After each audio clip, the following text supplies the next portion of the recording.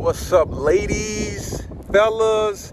It's your boy Coach J from ManifestationMaster.com. I am out enjoying some me time, some quiet time, and sometimes you gotta have change, and everybody around you doesn't want it. Change isn't easy, and I know from experience. I've been stuck in some ways in the past, and currently still. I'm only human. That I knew I should have gave away a long time ago, but I'm still doing it. So I know change isn't easy, but sometimes when you want it for yourself, you got to do what you got to do. So when you isolate, we were just isolated, sitting in boxes outside right now. It's pretty crazy packed, right? Like everywhere you go, it's crazy packed. And that's why I shot this video downtown, just a really quick one. And just to share a little bit more of why I do what I do and why I chose the path that I path. Downtown, or in the city of Chicago this weekend, there were 160 shootings, right? So that's a lot of bullets. That's a lot of bullets, you know what I mean? Especially with the type of firearms and the ammo, not the ammo, but the magazine capacity, right? These guys are running around with 30 rounds clips, 50 round drums, and 50 round drums up. So 160 shootings. No. I messed up. I'm sorry. 160 injuries. 160 injuries. So 160 people were shot, right? That's why I said a lot of bullets. Those weren't all one-shot kills, More than likely they were ambushes.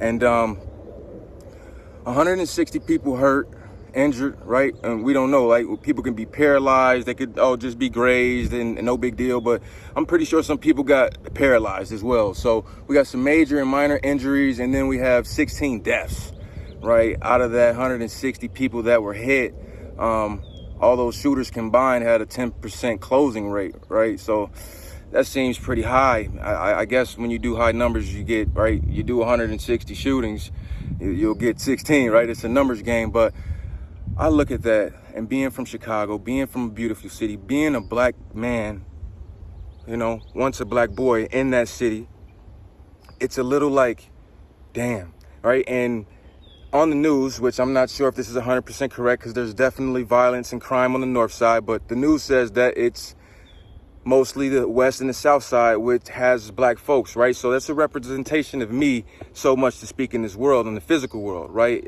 Even in the physical, we're all one love, but we're not there yet as a race. But on the spiritual realm, of course, it's insane. I'm not going to go there, but the world needs more love. I grew up there, and it's easy to live outside of the city now, where I don't have to worry about getting carjacked for driving a nice car. I can run in the gas station, leave my car running. I like those amenities. But even when I go back and just seeing it from somewhat of the outside looking in, because I don't live there anymore and I haven't lived there in years. When I moved out, 2013, right? I moved out of Jeffrey Manor, right on 103rd, off the highway. It's like, dang, boys, what are we doing? What are we doing? This don't look good. This don't look good on us, But who am I to judge? Because I'm from there. I know, like, a lot of those guys, I know guys whose mothers were gang raped and then murdered, slit her throat, right? You're not going to come up in an environment like that and be soft, right? That's why when you live in the city, you don't see people, or on the south and west sides, you don't see people walking poodles, right? You don't see people walking Yorkies and small dogs and Shih Tzus. I mean, a little bit. I'm not going to say there's none, but you know what I mean? You see way more big dogs and vicious dogs, like hope that dog don't get off the fence kind of dog.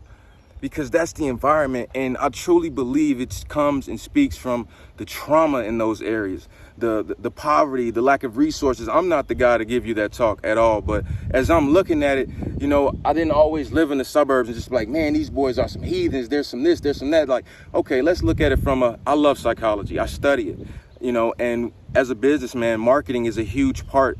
It's everything in business, outside of your product or service. Excuse me. But marketing, psychology is nothing but applied marketing, if you ask me, but I do good. I provide great products and services once I'm there. But from a psychology standpoint of view, there has to be some underlying issues. Why, if we get in the car and drive 50 miles away, or even a little less, there isn't this kind of activity. There isn't this kind of behavior. Guys were driving like they were running from the feds, and they're just driving. right? Everybody look like they have a strap on them. Everybody. Like you at the light, you don't even want to just chill and relax and enjoy the city because, you know, you make eye contact with a guy and he looking at you like, what's up? Right? Now, I'm just talking about me from the outside looking in. Now, put me in the picture. Put me in the picture. I'm hanging out with some boys that I know I shouldn't be hanging around with just because, you know, they struggle with addiction issues, which is something that I've struggled with and something that every day I like to believe that I continue to strive not to go back to struggle with, right? But it's 4th of July, kicking it with my boys. You know, we were chilling the night before, had a good time, right? It was brief, but a good time. So we said, hey, let's get the girls and go hang out in the city. Let's go blow up some fireworks, right? It's illegal, but we're going to go in the city, downtown and do it. You know what I mean? And set something off. So we're like, cool. We go spend a bunch of money, everything. The two brothers end up getting in the fight, okay? I'm giving you the super short version of it. The two bros end up getting into a fight, arguing. We pull over the car. They start fighting. I'm trying to break up the fight. I get hit. Now I get in the fight. This is like, look, it's like I get pulled right into the Chicago style, but my boys from the burbs, they just, I don't know, the drugs, the alcohol, whole nother topic though. So they fighting, we fighting, cops come, they drive past, they say, hey, we'll send another squad car. They keep going, oh, thanks, officer. He's got some shootings to go deal with, right? So cops finally come, they're like, hey guys, knock it off. By this time, it was pretty much knocked off. And in the midst of this, I gave you the long story about the fight with my boys. In the midst of this, while they were fighting, you know, I was letting them fight in the beginning. These two grown boys, you know, 29 and 30. I'm not about to be catching, fists. Someone rolls up in the car, starts filming it. So I politely approach the car. I don't have a shirt on, so it's pretty obvious I don't have anything concealed under me. And I just say, bro, we having a bad family moment right now. You mind not recording? He pulled out a Glock 40 on me. He didn't point it, he kept it down, but he pulled out a Glock 40. It had, I think it was a 27, a Glock 27, and it was double camo. Nice gun, nice looking gun. You know, didn't even pull it all the way out, just pulled it up. And I'm like, you know, Chicago talk. I'm like, bro, I'm not even on that. Nobody's on that. It's cool. Like, that's, you don't, you know, what you even do that for, you know? But I'm like, bro, nobody on that. I'm just asking, could y'all please not record this messed up moment, you know? And then he proceeded to drive off. I thank God that he wasn't a crazy guy or off some drugs like my dumbass not friends were and just killed me. Boom! For what? Trauma.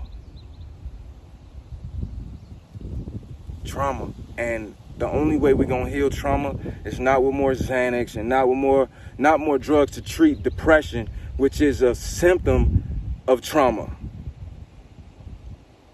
We got to get to, you know, I believe I said that right? If we help heal the trauma, and it's not going to be an easy task. I think for me, it's like if I saved 100 people, made a difference in 100 people's lives in my lifetime, that'd be amazing. Especially guys that come from down there. Now, I'm versatile. I work on the internet. You could be in Germany, Italy, a country I can't pronounce, Zingwa, you know what I mean? It don't matter, but it would even be like, wow, you know, to be able to help a kid that I know what it's like to come from there. I was fighting in the 2nd grade. Fist fights, 2nd grade. What? I know what it's like to carry illegal firearms. Before I'm even in high school. Calling friends, you know what I mean? I'm so grateful that I made it out. You know, all praises to the Most High. God be the greatest. And I'm at a point in my life where I'm transitioning out of the business I'm in. You know, right now I provide services. I'm pretty much a golf tour. I'm a caddy, right? For those of you who don't know, right, think of Tiger Woods or Ricky Fowler, Ian Poulter, Justin Thomas, lots of guys. You know, Jack Nicklaus, Phil Mickelson. They have a caddy, right? The guy who carries the bag. So that's what I do on private golf courses. And in winter, in the summer, I usually spend time in Chicago because that's my hometown. Once it gets too cold and the season closes here, I'll go out to LA and get busy out at some pretty exclusive courses. I'll talk about that another time. But listen, I've made $3,000 in 54 holes before, right? So I walked around the golf course, you know, like 2.5 full times, right? It was broken down into 9s, but $3 grand, right? But the guy I was caddying for was a billionaire. Not that I want to be a billionaire. So, you know, he go to dinner and buy $30,000 bottles of wine. Woo, levels to this thing. I don't want to carry the bag forever. So now what? My boy making $250,000 up to right now, trading stocks, doing his thing. Wants me to get in with him. Not my thing, right? Another boy wants to start a trucking company. Great opportunity. Lots of money to be made. Truck drivers are slammed right now. Not my thing. Building a business would be my thing, but I would be more so like having money and be more of an investor and a leader in the company than hands-on building it. What I want to build hands-on is this coaching business. This is why I do this, guys, the trauma, right? And most of these young boys that's doing all this craziness coming up, after having to deal with the aggression and the violence in Chicago, they have to go in home to a single mom that's stressed out. A black stressed out single woman. Oh man, shit. Can't wait till I'm grown. It's not funny, but it's real. I mean, I laugh. I laugh. My cousin always tell me, stop laughing. It's not funny. But a lot of times I laugh when it's like, it's that real that, man, I gotta laugh, man. I gotta process this with a laugh or something. This can't be real right now. Rome, somebody just stole your car. No, you lying, bro. No, I'm not lying. Wow. I'm not lying. It's crazy. 160 people shot and injured. Out of those 160, 16 fatalities, dead. 16 families got to go bury people. All right. And who knows, there's going to be some retaliation. There always is. Maybe not for all 16 deaths or all 160 shootings, but so now those 160 are about to stem another 160, if not more. I know it's always a thing in Chicago, but this is why I serve trauma. This is why I learn coaching and new modalities to learn and navigate life. It took me a long time to get my head out of my ass, guys. I came from a lot of trauma myself. My buddies, I couldn't even, as mad as I was at them, I know what it's like to be, you can't handle your drugs because you hooked on them. You know, it's kind of called a crackhead, right? You just, man, right? They say, don't let a crackhead out hustle you. A crackhead hustle hard. That'll make you want to get busy. So like I said, I didn't want this one to be too long, but this is why I do what I do. 16 shootings, 160 shootings, 16 deaths. I get a gun pulled out on me, gratefully not pointed, gratefully not aimed and pulled the trigger. Why? That, my friend, I will never, I know, but I will never, you know, that's a question for the spirit realm. That solution has to come from the spirit realm, for sure. That's just on the city streets of Chicago. What about every other city in America and across the world? That's dangerous. So, again, I love you guys. This is why I coach, right? 160 shootings.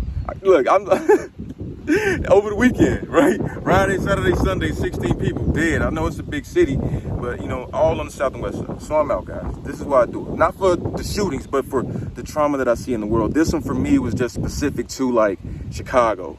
You know what I mean? When I'm home, a lot of times I'll be gone. I'll be gone this winter, out,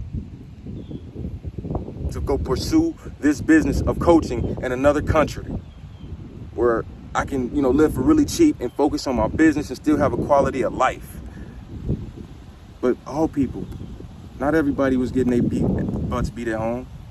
Not everybody had a parent that was murdered. There's still some trauma there. So I'm gonna share with you some of the things that I've been doing as I continue to do.